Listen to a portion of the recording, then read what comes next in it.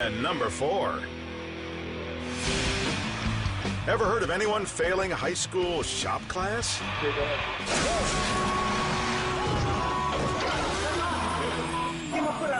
Well, there's a first for everything. You first stop? Holy. Even better, Big Bad Brad here did that on purpose. I thought that I was just gonna stop it, maybe break some gears or something inside the machine. Yeah, it's hard to believe that didn't work out, Brad.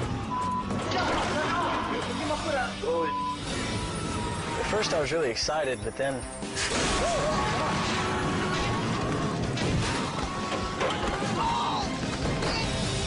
I didn't like it. I was mad because it could have broke my leg, and I can't do anything in my future without my leg. Don't sweat it, Brad. I'm guessing there's not much future to worry about anyway.